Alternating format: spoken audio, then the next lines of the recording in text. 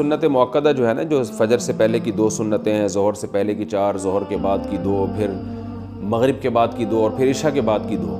یہ سنت مؤکدہ ہیں۔ حدیث میں اس کی بہت ترغیب ہے کہ آپ صلی اللہ علیہ وسلم نے فرمایا جو ان 12 رکعتوں پر پابندی کرے گا تو اللہ تعالیٰ جنت میں اس کے لیے گھر بنائیں گے، اور آپ صلی اللہ علیہ وسلم نے ہمیشہ یہ نمازیں پڑھی ہیں۔ تو وہ سنت جس پر آپ نے بہت تاکید سے عمل کیا ہو اس کو سنت مؤکدہ کہا جاتا ہے۔ اور اس سنت مؤکدہ کو حکم یہ ہے کہ وہ فرض واجب تو نہیں ہے، کبھی کبھار اگر کوئی چھوڑ دے، بلا عذر بھی کبھی کبھار چھوڑ دے تو کوئی حرج نہیں ہے، کسی عذر سے چھوڑ دے تو بھی کوئی حرج نہیں ہے، لیکن بلا عذر اگر آپ اس کو چھوڑیں گے اور عام طور پر چھوڑنے کا معمول اگر بنا لیں گے تو بہت سے علماء اس کے قائل ہیں کہ آپ پھر گناہ گار ہوں گے، اور اس پر تو سب کا اجماع ہے کہ ایسا شخص قابل ملامت ہے اور قیامت کے دن آپ صلی اللہ علیہ وسلم کی شفاعت سے محروم ہو سکتا ہے، اس کا امکان موجود ہے۔ تو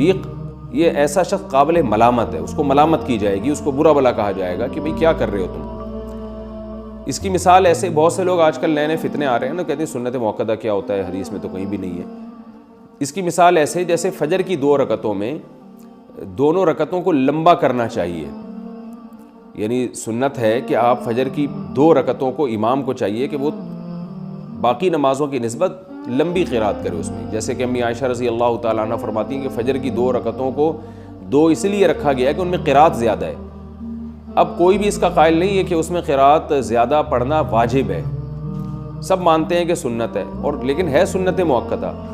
اب جو لوگ سنتوں کو نہیں مانتے ہیں نا، کہتے ہیں سنت مؤکدہ کوئی ضروری نہیں ہے، پڑھ لو مرضی نہیں پڑھو، آج کل ایسے فتنے پیدا ہو رہے ہیں، تو ان کو آپ یہ ایک الزامی جواب کے طور پہ یہ کہا کریں کہ اگر کوئی امام فجر کی نماز میں ایک رکعت میں انا اعطیناک الکوثر پڑھتا ہے، دوسری میں قل واللہ احد پڑھتا ہے اور رکوع کر کے سلام پھیر کے نماز ختم، روزانہ وہ یہی کر رہا ہے، تو کیا آپ اس امام کے اس عمل کو صحیح قرار دیں گے؟ آپ یہ کہیں گے کہ امام صاحب آپ بہت اچھا کر رہے ہیں، فجر کی نماز میں پہلی رکعت میں انا اعطینا پڑھتے ہیں، دوسری میں قل اللہ پڑھ کے 2-3 منٹ کے اندر فجر کی نماز ختم، تو یقیناً کوئی بھی نہیں کرنے دے گا امام کو۔ کبھی کوئی سفر میں جانا ہے، کہیں جلدی ہے یا سفر میں ہے تو ٹھیک ہے، لیکن عام نارمل روٹین میں آپ امام کو ایسا نہیں کرنے دیں گے۔ کیوں؟ اگر آپ امام کو ملامت کر رہے ہیں کہ بھائی فجر کو پراپر طریقے سے پڑھاؤ، طوال مفصل پڑھو، اس میں جو طویل صورتیں ہیں جن کی وہ والی صورتیں آپ اس میں تلاوت کریں، یا تلاوت کی مقدار اس میں بڑھائیں۔ یہ کیا ہے کہ آپ انا اعطیناک الکوثر پڑھ کے اور دوسری میں قل واللہ پڑھ کے رکوع کر لیتے ہیں۔ اگر آپ امام کو ملامت کریں اور دلیل میں یہ کہے کہ سنت مؤکدہ کچھ نہیں ہوتا، تم کہیں سے دکھا دو کہ فجر میں لمبی قرات کرنا فرض واجب ہے تو میں کروں گا، جب فرض واجب نہیں ہے تو میں نہیں کروں گا، تو آپ کہیں گے بھائی فرض واجب تو نہیں ہے، اس لیے کہ فرض واجب ہوتا تو نماز ہی نہ ہوتی،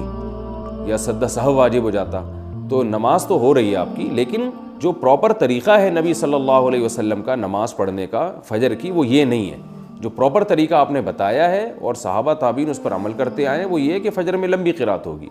تو اسی طرح یاد رکھیں کہ فجر سے پہلے 2 سنتیں ہو گئیں، ظہر سے پہلے 4 سنتیں ہو گئیں، ظہر کے بعد 2 سنتیں ہو گئیں، یہ جو سنت مؤکدہ ہیں یہ بھی فرض واجب نہیں ہے، لیکن نبی ان کو اگر آپ مسلسل چھوڑنا شروع کر دیں تو یہ کہا جائے گا بھائی نبی صلی اللہ علیہ وسلم کا یہ پراپر طریقہ نہیں ہے۔ آپ فجر کی 2 فرض جب بھی پڑھتے تھے اس سے پہلے 2 سنتیں لازمی پڑھتے تھے، آپ ظہر کی 4 سنتیں جب بھی پڑھتے تھے اس سے پہلے ظہر کے 4 فرض جب بھی پڑھتے تھے اس سے پہلے 4 سنتیں لازمی پڑھتے تھے، اس کے بعد 2 سنتیں بھی پڑھتے تھے، پھر مغرب کے بعد 2 سنتیں پڑھا کرتے تھے، عشاء کے بعد 2 سنتیں پڑھا کرتے تھے۔ تو جو پراپر طریقہ ہے نماز پڑھنے کا، 5 نمازیں جو فرض کی ہیں وہ پراپر یہی ہے کہ ان سے پہلے اور ان کے بعد یہ جو سنتیں ان کا اہتمام کیا جائے۔ تو اس لیے ان سنتوں کا بہت زیادہ اہتمام کرنا چاہیے، اور آج کل جو ایک جدت پسندی معاشرے میں پھیلی ہوئی ہے کہ سنت مؤکدہ کا بالکل ہی لوگوں نے انکار کرنا شروع کر دیا ہے، بس فرض پڑھو اور باقی کوئی کچھ بھی نہیں ہے، تو یہ غلط ہے۔ ہاں کبھی جلدی ہو، سفر میں ہو، کبھی یعنی سفر میں بھی ٹریولنگ کے دوران اس میں آپ سنتیں چھوڑ سکتے ہیں۔ سفر میں کہیں آپ نے اسٹے کیا ہوا ہے تو اور آپ بالکل سکون کی حالت میں، تو وہاں بھی سنت مؤکدہ پھر سنت مؤکدہ ہی رہتی ہے۔ اس کی مثال ایسے جیسے آپ کہیں سفر کے لیے جا رہے ہیں نا، تو راستے میں انسان کو جلدی ہوتی ہے، افراتفری ہوتی ہے، تو وہاں سنت مؤکدہ نہیں پڑھنی چاہیے، چھوڑ دینی چاہیے۔ لیکن کہیں آپ پہنچ گئے، آپ نے کا اسٹے ہے وہاں، آرام سے آپ نے 1 ہفتہ گزارنا ہے، تو آپ سکون کی حالت میں، تو پھر سنت مؤکدہ وہاں پر سنت مؤکدہ ہی بن جاتی ہیں، کیونکہ سنت مؤکدہ کا تعلق اس سے ہے کہ حرج ہو رہا ہے کہ نہیں ہو رہا پڑھنے میں، تو جہاں حقیقت میں حرج ہوگا وہاں سنت مؤکدہ چھوڑی جا سکتی ہیں، جہاں نہیں ہے تو وہاں نہیں چھوڑی جا سکتی۔ تو کبھی کبھار کوئی چھوڑ دے تو کوئی حرج نہیں ہے، کسی عذر سے چھوڑ دے تو بھی کوئی حرج نہیں ہے، لیکن چھوڑنے کا معمول بنا لینا، یہ آدمی بعض علماء کے نزدیک گنہگار ہے، ورنہ قابل ملامت تو سب کے نزدیک ہے۔